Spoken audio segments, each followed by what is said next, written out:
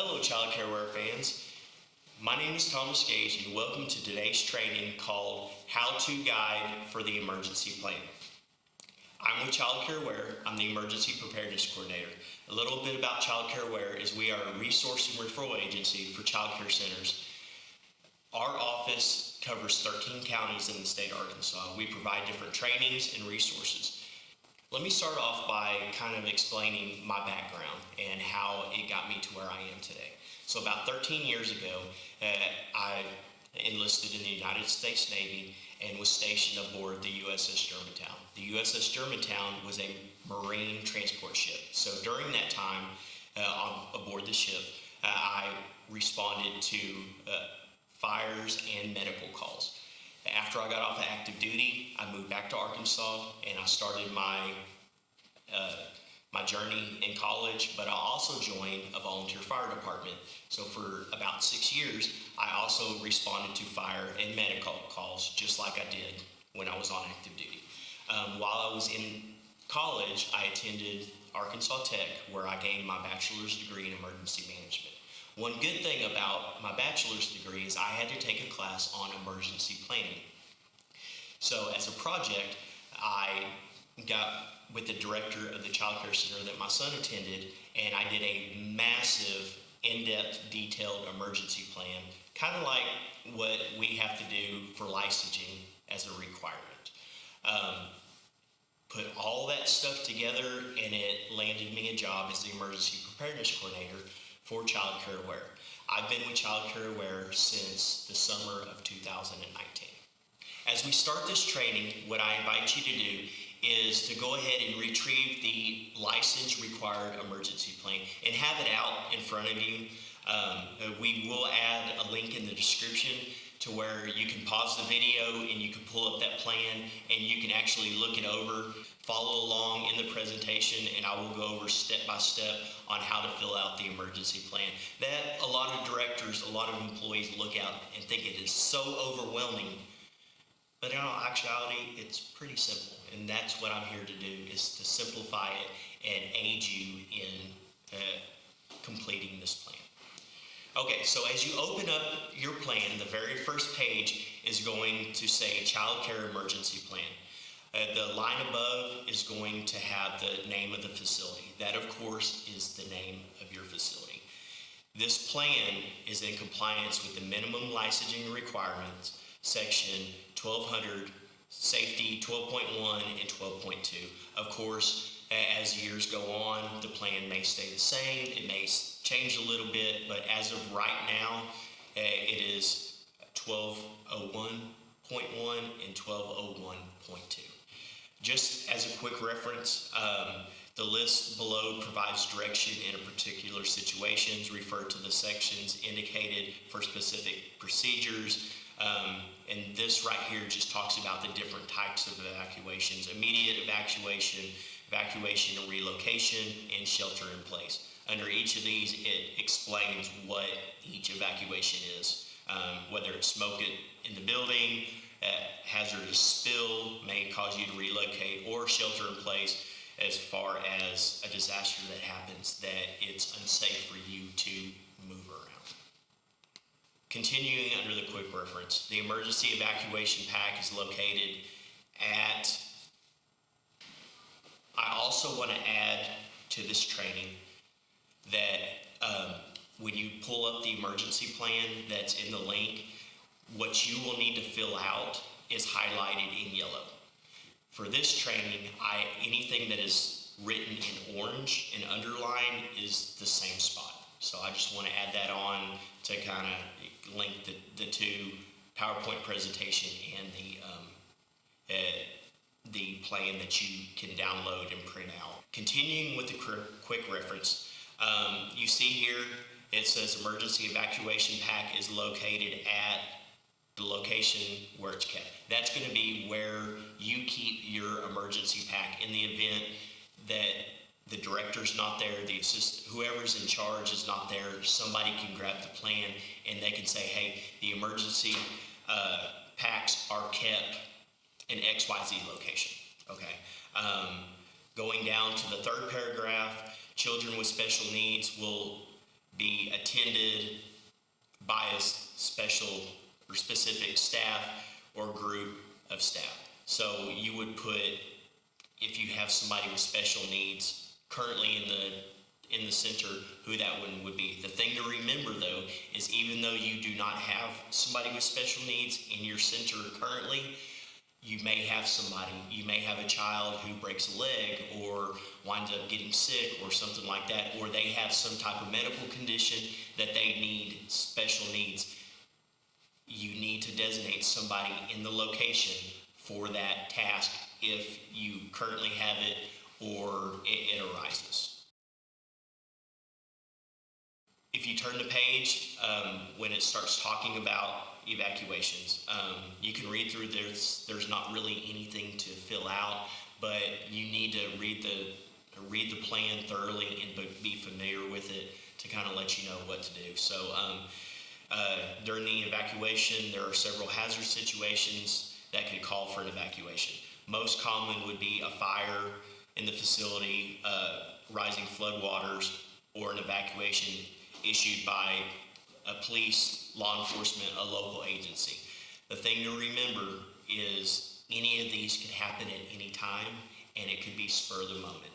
Continuing with evacuation, I'm going to go ahead and read these little paragraphs out to y'all and explain what you need to put in each designated spot. Okay, so it says, if the emergency is limited to the facility only, staff and children will be moved to the designated assembly area, which is a minimum of 50 feet from the building.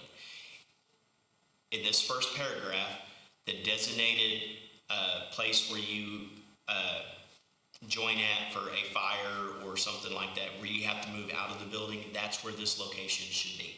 The thing to remember is it's a good thing to also have a backup, because you never know in the event of an evacuation if that place is going to be compromised or if it's going to be needed for emergency vehicles and equipment and things like that. So it's always good to have a plan A and a plan B for every scenario. Okay, next paragraph. If the entire area has to be evacuated due to a hazard announced by emergency personnel, staff and children will be moved to the pre-designated relocation site at least 2 miles from the center. All persons involved in transporting will be familiar with the predetermined relocation site. Okay, now, yes, it's good to have a 2 mile, that's what's required, but you need to have a plan A and a plan B. In the event of, say, a tornado or, a big scale emergency, your plan A may be compromised, it may be unfit for you to relocate to. So you need to have a plan B. Also, one thing to remember is it's good for everybody to know, how am I going to get from point A to point B, but if there's a telephone pole that's down, if there's debris in the road, there also needs to be an alternate route to get from point A to point B. The person in charge will assure a notice of the relocation is posted on the entry to the facility, which includes contact information on arrival at the pre-designated relocation site. The person in charge will direct selected staff to notify parents and guardians to come get their children at the pre-designated relocation site. So of course, this site needs to be noted. Like I said, it is a good idea to have a second place, and in your emergency pack, it would be a good idea to have these placards, these pieces of paper, contact information pre-printed out. That way, in the event of an emergency, you're not having to sit there and print them out and get everything ready. In the event of an evacuation, all children will be accounted for at the start and again at the completion. So what that means is when you go to transport them, every child should be accounted for, and then when you complete the transportation, every child should be accounted for as well. Immediate evacuation. This is an evacuation of a facility building or buildings to a safe area a minimum of 50 feet from the facility building or buildings and out of the way of emergency responders. In the case of smoke, fire, or gas leak, an immediate evacuation to the pre-designated assembly area will be necessary. Any staff becoming aware of smoke, fire, or a gas leak will immediately cause the alarm to be sounded for immediate evacuation. All staff and children will exit the building and assemble to the pre-designated assembly area. No one will remain in or near the building. So in both of these spots, either in yellow or in orange, the same information goes in that line. The following responsibilities are to be assumed by staff when the alarm is sounded. We can read through this. The person in charge is going to be either the director or the assistant director or somebody designated to assume responsibility in the event of this emergency. Okay, so the lead staff in each care area will quickly survey the care area by adjacent bathrooms, closets, vacant rooms, and hallways to ensure everybody is evacuated when the alarm is sounded. Each staff will be responsible for accounting for the children in their immediate care and all other staff working with them. The person in charge will be responsible for picking up the emergency pack and taking it to the assembly area, which is a predetermined area that we filled out earlier. The person in charge at the time of the alarm will notify 911 from the telephone outside the building. If the evacuation is for a gas leak, the person in charge will also contact the gas company at the phone number. So I just put in gas company, and it's because each area is different. So, and each area has a different phone number. You might also want to put, call the gas company and put down the phone number, option 1, option 4, to make it easier to navigate through. Also, when you're putting phone numbers down, if you know a direct phone number to a person in charge at that utility company or whoever you're going to call, it might be a good idea to put that number in there as well. Because in the event of an emergency, there may be several different people that are calling that same phone number. When safely in the assembly area, predetermined assembly area, each lead staff person from each care area, which would be a classroom, will notify the person in charge of the status of other staff and the children in the immediate area. If anyone did not evacuate the building, the person in charge will be made aware of the name of the last known location of the individual inside the building. The person in charge will brief emergency services upon their arrival of the emergency causing the evacuation and identify anyone suspected as not having evacuated the building along with their last known location. So if something happens and there's an emergency and you had to get out quickly, but there are people that are down, let them, the first responder or whoever showed up, let them know that there are people still in the building, and you assume that they're in this location. They will go in, they will check it, and do what they need to do. Everyone will stay clear of the building until the all clear is given by emergency services to return to the building. For a bomb threat usually comes by the phone. A copy of a bomb threat checklist will be kept near the phone. The checklist is used to give the details from the caller that might help find the device, determine when the device is supposed to explode, and possibly figure out who the caller is. When the caller is finished, immediately call the local law enforcement agency at the phone number provided. This bomb threat checklist will be at the very back of this emergency plan that we are looking at, and we'll go over the bomb threat checklist towards the end of the training. The staff will follow the immediate evacuation steps above in evacuating the children to safety. So when we look at the evacuation and relocation section of this, the two areas that we need to put our information in is where it says in the first paragraph, the pre-designated relocation site. This is going to be what we put in the previous locations, of course, your pre-designated relocation site. And in the second paragraph, it says by a specified staff or small or group of staff. So this is going to be the same person that deals with the special needs group. That's the name that's going to be here. The thing to also remember when you put specific names in these locations, it's good to have a primary person and a backup. In the event somebody goes on vacation or is sick or they leave, you have somebody designated and it goes smoothly. Continuing with the evacuation and relocation portion of this plan. The first bullet point, of course, is the person in charge. You move down to the third bullet point, person in charge, and then in that same one, pre-designated relocation site. If you notice during this plan, a lot of the information that you put in here is just a simple highlight, click, and paste. So that may help fill out this emergency plan as well. The fourth bullet point, person in charge, same information, will immediately notify the predetermined method of transport. Your own buses, your own vans, that's fine.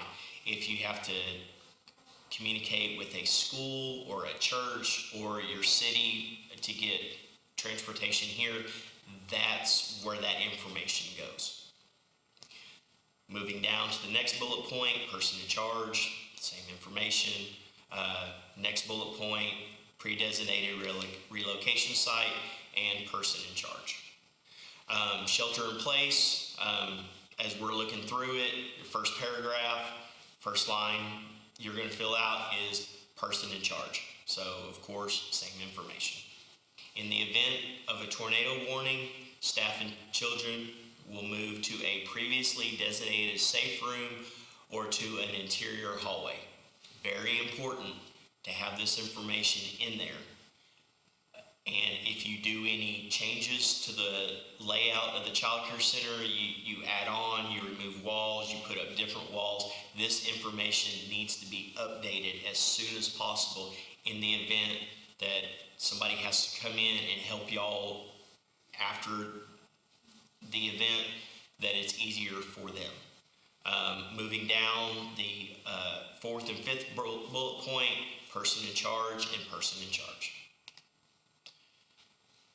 Moving down, in the event of a hazardous chemical spill, still under shelter in place, the fifth bullet point is person in charge.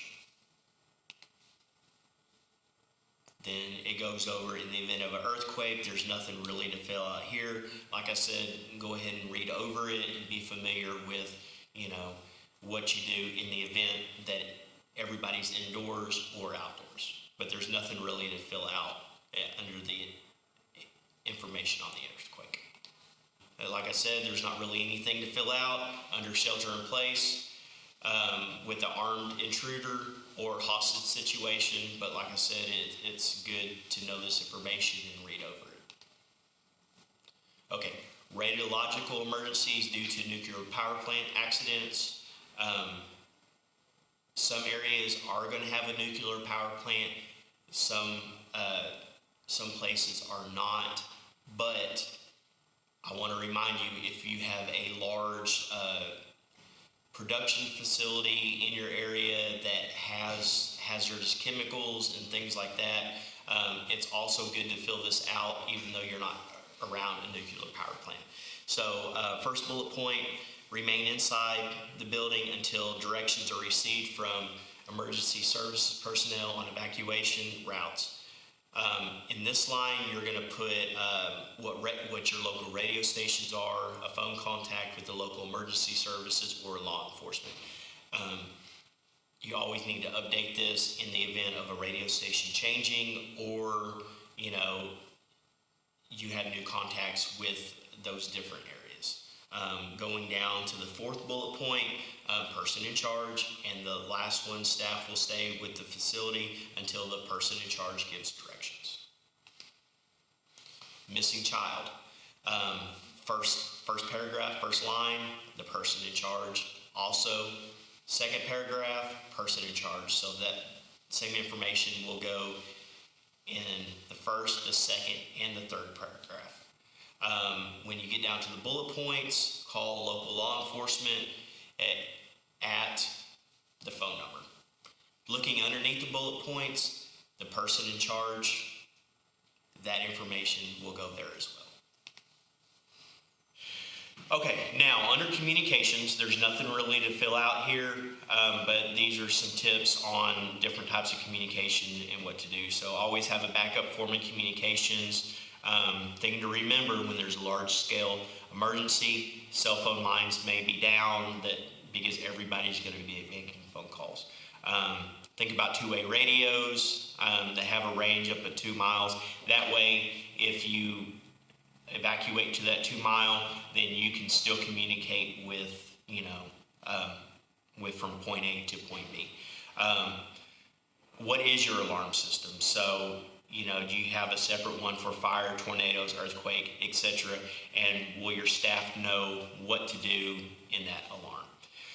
Do you have an out-of-state contact for your children or your staff? So in the event that there is an emergency or an event that affects that general area that is large scale, you can get information out to out-of-state families, friends, whatnot, to help with your children and your staff.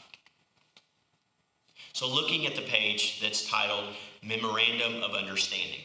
Okay, so this is where you're going to put the name of your facility and your designated relocation site. So this is going to be where your off-site evacuation location site is.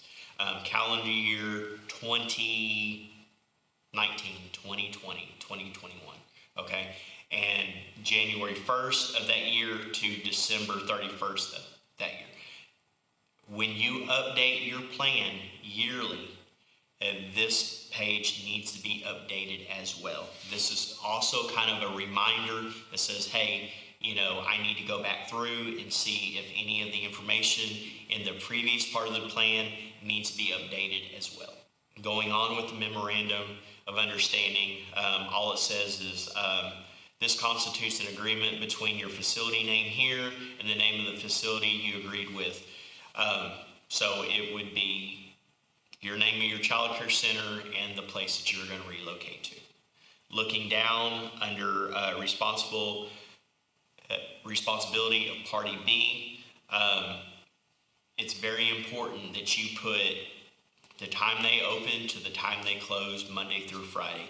If they have different hours for different days, you need to also put that here as well. And the thing to think about is if they don't stay open as late as the child care center does, you need to put a second relocation site that accommodates the hours of your child care center.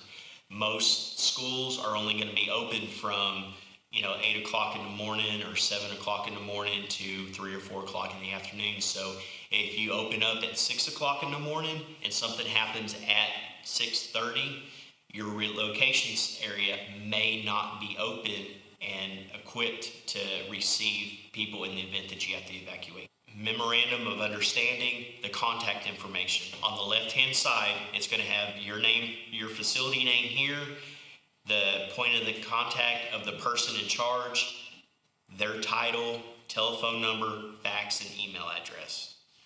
On the right-hand side, all that information needs to go with the person in charge of the relocation site. Always remember that if any of this information changes, it needs to be updated in this plan. So, moving on to the parent letter. This letter is going to go to every parent that has a child at the child care center to make them aware of what's going on in the event of an evacuation or an emergency or whatever is going to happen. So what you're going to do is you're going to insert the name of the child care facility, which is going to be your child care facility. Moving down to the third bullet point, you're going to insert the name and the address of the relocation facility. Now, If you have plan A and plan B, it's going to be a good idea to have additional letters typed up to hand out. Make sure when you hand them out, you're giving the parents the correct information on where their children are being relocated to, okay? There will also be a notice posted on the entrance of the facility name, so that's going to be your child care center. Those letters we will go over in this presentation as well. Okay. Moving down, please listen to list of your local radio, TV stations here. So you want to put whatever radio station is closest to your child care center. Some parents may not live in the area that the child care center is. Some of them may travel 30, 45 minutes or work 30, 45 minutes away. They need to know what radio station is going to give out the information for the area that your child care center is located in. Okay. Moving down 2 paragraphs below that, you may call XXX-XXXX to reach a member of our staff. We ask for your patience and the effort, since we will be ensuing the safety of all children and will take any calls that they are received. Okay, that phone number needs to be somebody, may not be the person directly in charge, but you may designate somebody that is a point of contact in the event that happens. It necessarily does not have to be the person that's going to be in charge of the whole operation of relocation, evacuation. So that's also one thing to remember as well. Okay, and at the bottom you'll write your name as the director and maybe some contact information about you as well. Okay, so this is the letter. Child care facility, children and staff have relocated to. You're going to put their name and their location, which was going to be the address, and it would also maybe be a good idea to put whoever's going to be in charge of that location, some information on them as well. Okay, so now this is the bomb threat checklist. This is the checklist that we talked about earlier when we were dealing with the bomb threats. And you print this out, you put it by the telephone, and then when somebody calls making a bomb threat, you try and write down as much information as you can, about what they say. Sometimes it's hard to get some of this information just over the phone, and they may not give you as much information as what's on this. Whatever information you do gather, or any additional information that is not on this list, that information will be used to inform the law enforcement agency that you're contacting to let them know that you have had a bomb threat. Lastly, I would like to thank you for joining me today on my training titled The How-To Guide on Emergency Planning. I invite you to like, share this video, and subscribe for any alerts for any future trainings that we do post. If you have any questions about what we went over, please contact me. I will include my contact information below in the description of the video. Any questions, any comments, any concerns, or any help that you need about the emergency plan that licensing requires every child care center to complete and update on a yearly basis. Lastly, I would like to say please be safe and be prepared.